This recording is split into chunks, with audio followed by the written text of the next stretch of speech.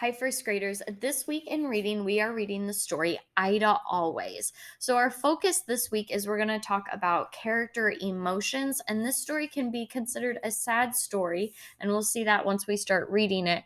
And we're going to talk more about the other emotions that the characters are feeling throughout the story as well. So, let's go ahead and get started. Ida Always.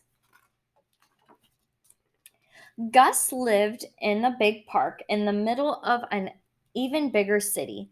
Buildings grew around him and shifted the shape of the sky. Zookeepers poked in and out, and visitors came and went.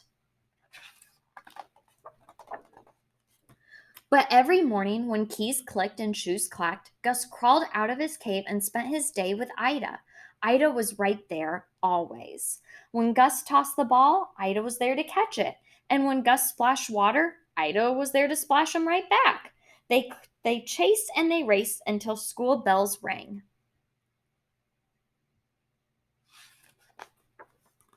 Then the two friends flopped onto their favorite rock while the city pulsed around them. I wish we could see it, Gus sighed. You don't have to see it to feel it, said Ida. Just listen. They heard buses groan and trucks rumble and police whistles and taxis honk, pigeons coo, people saying, hey, wait, yo, or hello, and they heard children laugh. That's the city's heartbeat, said Ida. It's right here with us, always. When the sky grew dark, Gus and Ida waved goodnight and they crawled off to their caves. With the subway humming underground, they added their snores to the sounds of their city. Every day was always the same.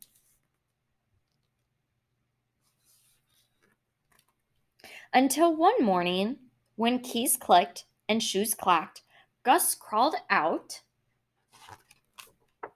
but Ida wasn't there.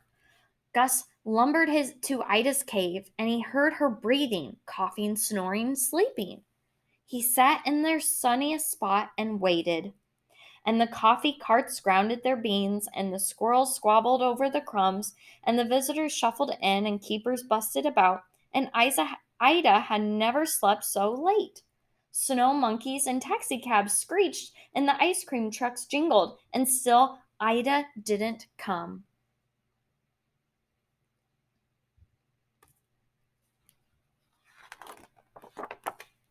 Keeper Sonia came instead. Sonia told Gus that Ida was very sick. Usually there's a way to make a sick bear better, but this time it was different. Ida wouldn't hurt, but she would get tired and too weak to swim and play. And then one day, when her body stopped working, Ida would die. Sonia's voice was very soft. All right, so I'm going to talk a little bit about our character Gus here and the emotion that he's feeling. When Sonia, the zookeeper, told him about how Ida was doing and her health and how she wasn't doing very well and that someday she was probably going to die soon, let's look at his face and figure out how this character is feeling and his emotion that he's feeling. If you heard that news about a very close friend, how would you feel? Heartbroken and sad, maybe confused. Maybe you would feel a little bit angry because you wouldn't want them to get sick and not understand why they feel sick. So there's probably a lot of emotions that they would feel. The words felt rough to Gus. His insides churned, his chin shook, the sky rumbled, and Gus rushed to his friend. Don't go, he growled. Don't go, don't go, don't. Ida growled right back. Together they stomped and they snarled. Their growls turned into two howls, and so loud that it filled the whole entire zoo, rising higher than the skyscrapers, scaring pigeons and surging towards the stars. So he's yelling, don't, and he seems very upset here, doesn't he? Gus does.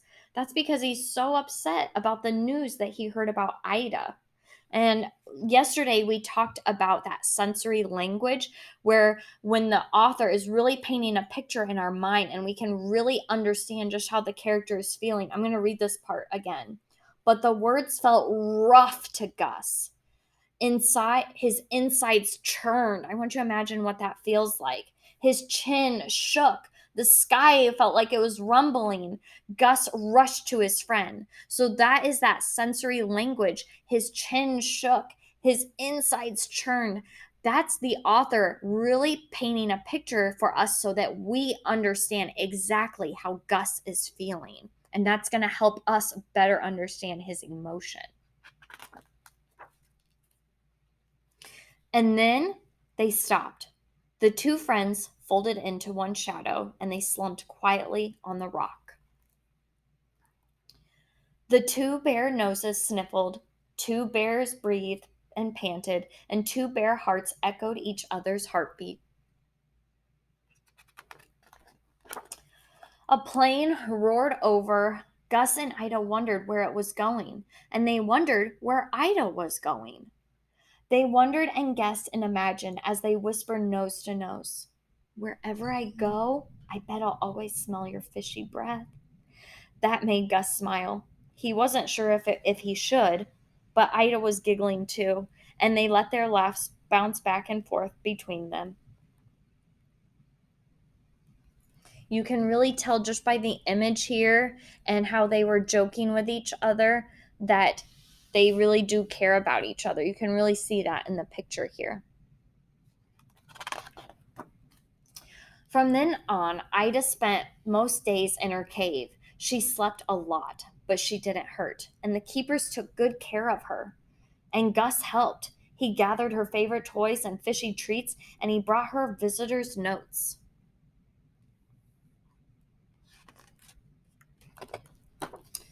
There were growling days and laughing days and days that mixed them up. Sometimes Ida needed a moment alone, and sometimes Gus did too.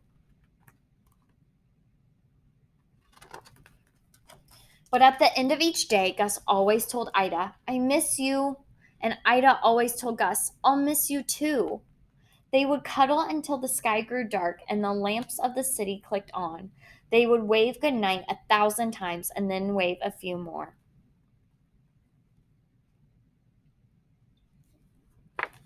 Then one sunny day, while Gus smoothed her fur, Ida curled into a quiet, her eyes fluttered shut, and they didn't open anymore.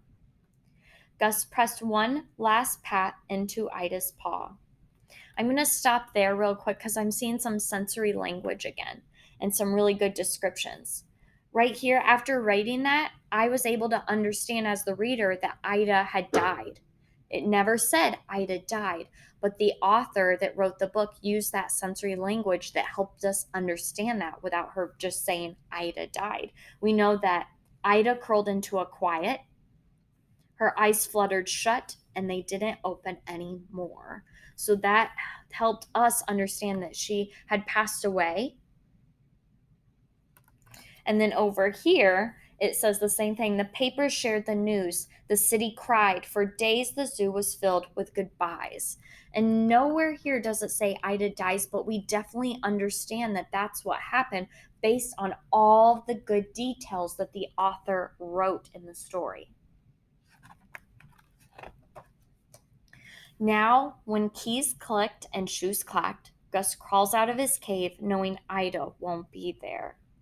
He dives and swims alone, and he eats his lunch with Sonia, and they roll Ida's favorite yellow ball. Some days Gus forgets. He looks for Ida on the rock, in her cave or behind the waterfall, and when he remembers she isn't there, he rests in the shadows. But even in the shadows, the sounds of the city reach him. He hears buses groan, trucks rumble, police whistle, taxis honk, pigeons coo, and he hears people say, hey, wait, yo, or hello, and he hears children laugh. And Gus smiles. He steps into the spot where Ida liked to soak in the sun, and he listens to their city pulsing around him. He remembered that Ida said, you don't have to see it to feel it. The sidewalks tap and the streets hum, and Gus's heartbeat. And Ida is right there, always. The end. and that is the story Ida Always. So, in the story, we talked a lot about the characters' emotions, and we'll continue talking about that throughout the week.